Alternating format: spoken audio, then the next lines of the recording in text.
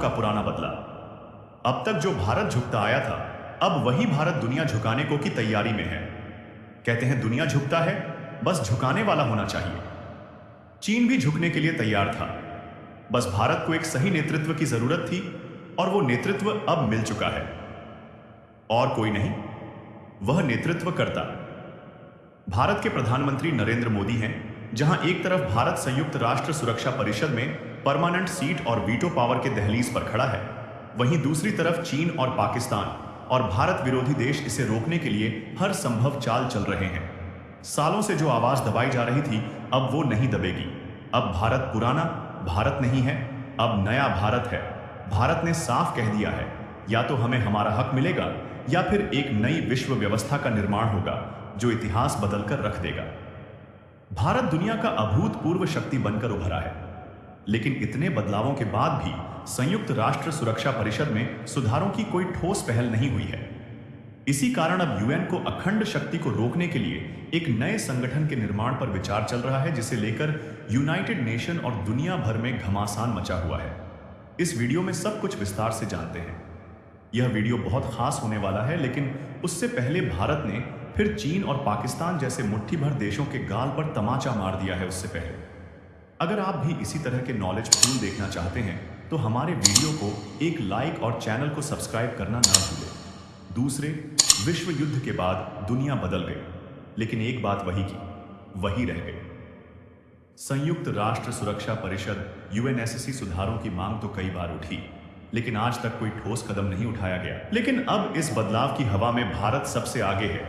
एक नई क्रांति की शुरुआत होने वाली है जो पूरी दुनिया का ध्यान अपनी ओर खींच रही है। भारत के नेतृत्व में G5 देशों ने यूएन में घमासान मचा दिया है। यूएन के शीर्ष अधिकारियों ने खुलकर कह दिया है, अगर सुधार जल्द नहीं हुए तो संयुक्त राष्ट्र को बड़ा क्षति हो सकता है, और यह झटका सिर्फ यूएन के लिए ही नहीं बल्कि पूरी दुनिया के लिए गंभीर परिणाम ला सकता है। भारत अब एक आर्थिक महाशक्ति ही नहीं बल्कि एक रणनीतिक ताकत भी बन चुका है, और इसका सबसे बड़ा उदाहरण है INS अरिघात, दूसरा न्यूक्लियर सबमरीन जिसे परीक्षण करने वाला भारत यूएन का पहला अस्थायी सदस्य है।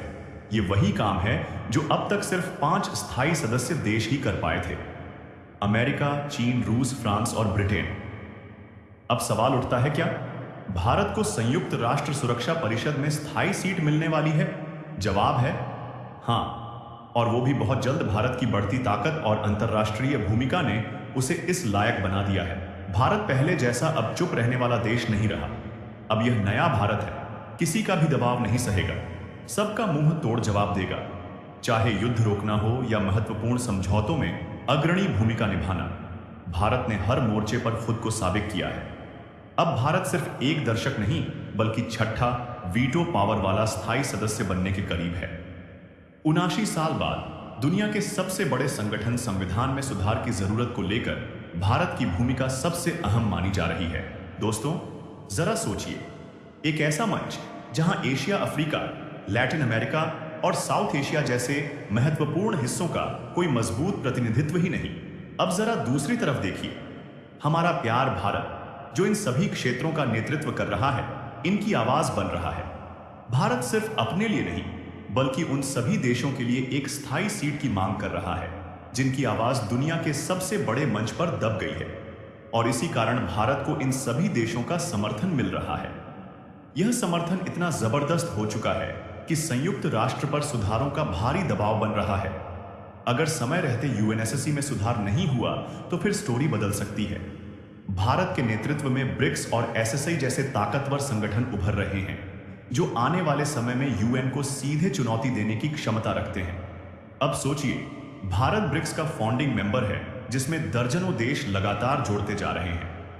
इसका सीधा मतलब यह है कि अगर कल को ब्रिक्स ने यूएन की जगह ले ली तो भारत को सबसे पहले स्थायी सीट और वीटो पावर मिल जाएगी। यही नहीं, अगर ब्रिक्स और एसएससी ने मिलकर एक शक्तिशाली गठबंधन बनाया तो फिर G5, G20 और यहां तक कि संयुक्त राष्ट्र को भी अपनी स्थिति बचाने के लिए संघर्ष करना पड़ेगा। अब मेरी बात ध्यान से सुनिए, क्योंकि सितंबर में एक ऐसा बड़ा फैसला हो सकता है जो भारत की वैश्विक स्थिति को पूरी तरह बदल देगा। सितंबर का महीना बेहद खास है क्योंकि न्यूयॉर्क में स्थित संयुक्त राष्ट्र मुख्यालय में आम सभा की वार्षिक बैठक होने वाली है।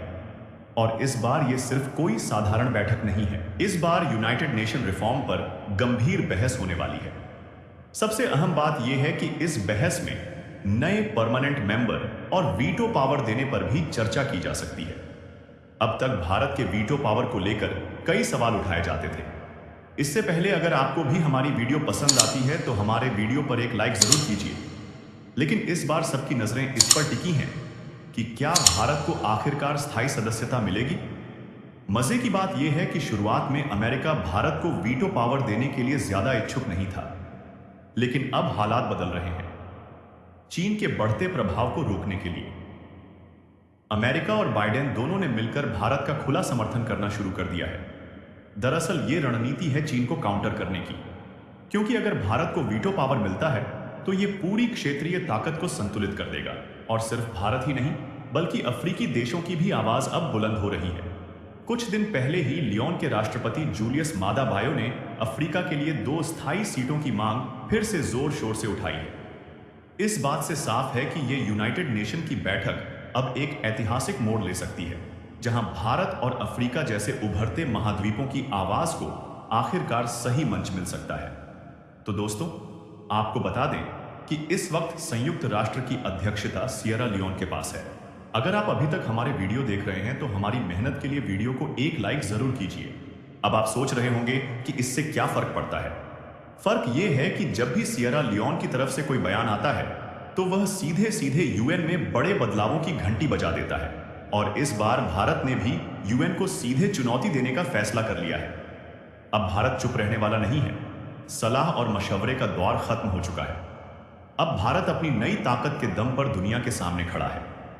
भारत अब यूएन को यह कहने में बिल्कुल भी दिक्कत नहीं कर रहा कि अगर सुरक्षा परिषद में सुधार नहीं हुआ तो अंजाम भुगतने के लिए तैयार। यह कोई छोटी मोटी बात नहीं है।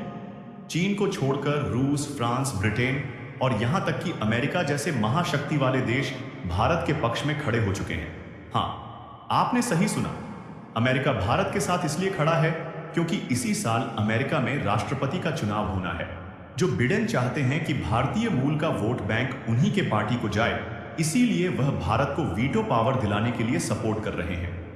दुनिया की सबसे बड़ी महाशक्तियों ने भारत को वीटो पावर देने का ग्रीन सिग्नल दे दिया है। अब सवाल उठता है, असली खेल अमेरिका के हाथ में है। अगर अमेरिका ने एक बार चीन को कह दिया कि भारत को सुरक्षा परिषद में स्थायी सीट देनी है तो चीन की हिम्मत नहीं होगी कि वह इसका विरोध करे। और सबसे मजेदार बात क्या, आप जानते हैं, जल्द ही अमेरिका में भारतीय मूल की कमला हैरिस राष्ट्रपति बन सकती है। अगर ऐसा हुआ तो भारत के लिए यह सोने पर सुहागा होगा। वीटो पावर तो भारत के पास आएगी ही, लेकिन उससे भी बड़ा भारत का कद होगा जो दुनिया के मंच पर और ऊंचा उठ जाएगा। अब जरा ध्यान करें, हाल ही में भारत ने संयुक्त राष्ट्र के अंदर एक ऐसा घमासान मचा दिया है जिसे हर कोई देख रहा है। भारत की उपस्थायी प्रतिनिधि पटेल ने ऐसा बयान दिया है जो सीधे सीधे यूएन की नींद तोड़ देने वाली है। उन्होंने साफ कह दिया है कि अब सुरक्षा परिषद में सुधार के लिए सिर्फ बातों से काम नहीं चलेगा। अब लिखित बातचीत और ठोस कदम उठाने का वक्त आ गया है। पटेल ने जब यह कहा कि अब सिर्फ बोलने का दौर खत्म हो गया है, अब असली काम होना चाहिए, तो पूरी दुनिया के कान खड़े हो गए। भारत ने यूएन के सामने अपनी मांगें रख दी हैं और कह दिया है कि अगर जल्द ही कोई ठोस फैसला नहीं लिया गया तो घमासान होगा। और यूएन के अंदर भी यह बात सबको समझ में आ रही है कि भारत अब सिर्फ सुधार की बात नहीं कर रहा, बल्कि वो तेजी से बदलाव की मांग कर रहा है। यूएन की कछुए की चाल से भारत बिल्कुल भी खुश नहीं है। वह अब बर्दाश्त नहीं की जाएगी। खरगोश की चाल से काम करना होगा क्या? संयुक्त राष्ट्र, जिस पर दुनिया की शांति का भार है, समय के साथ खुद बदल पाएगा दोस्तों? यह सवाल आज हर भारतीय के दिल में गूंज रहा है। तो दोस्तों, आपको क्या लगता है, इस बार की इवेंट सभा में भारत को वीटो पावर मिल पाएगी या नहीं? कमेंट कर अपनी कीमती राय जरूर दीजिए।